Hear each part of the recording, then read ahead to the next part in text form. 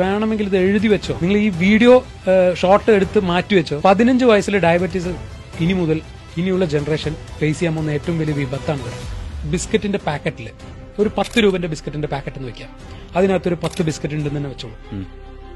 അതിനകത്ത് ഇന്നൊരു കുട്ടിക്ക് ആ പാക്കറ്റ് കൊടുത്താൽ അവനത് കാലിയാക്കില്ല. അത് ഉണ്ടാക്കിയ കമ്പനി പറഞ്ഞിരിക്കുന്ന സെർവിംഗ് സൈസ് 2 ബിസ്ക്കറ്റാണ്.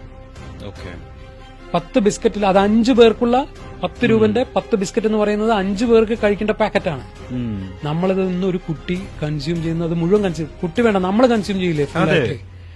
അവര് അഡൽസിനാണ് പറയുന്നത് 2 സെർവിംഗ് സൈസ് 2 പറഞ്ഞിരിക്കുന്നത്. പക്ഷെ ഇതെല്ലാം നമ്മൾ ഓവർലോഡ് അല്ലേ കഴിച്ചുകൊണ്ടിരിക്കുന്നത്. നമ്മളും കഴിച്ചത് ഓവർലോഡ് ആയിരുന്നു. അതെ, നമുക്കതിനെ പറ്റി അറിയില്ലായിരുന്നു. ബിസ്ക്കറ്റ് കഴിച്ചു കഴിഞ്ഞാൽ അവൻ അത് കഴിഞ്ഞ് ഒരു സോഫ്റ്റ് ഡ്രിങ്ക്സ് കുടിക്കും, അവനത് കഴിഞ്ഞ് ഒരു ചിപ്സ് കഴിക്കും, ചോക്ലേറ്റ് കഴിക്കും, കേക്ക് കഴിക്കും.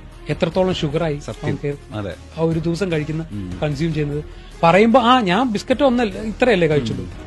കഴിക്കുന്ന ഫുഡ് മാത്രം അവർ നോക്കുന്നുള്ളൂ, എത്ര കാറ്റഗറി ഉണ്ടെന്ന് നോക്കുന്നില്ല.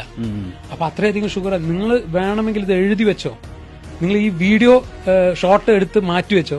15 വയസ്സിൽ ഡയബറ്റീസ് ഇനി മുതൽ ഇനിയുള്ള ജനറേഷൻ ഫേസ് ചെയ്യാൻ പോകുന്ന ഏറ്റവും വലിയ വിപത്താണ് ഇവിടെ.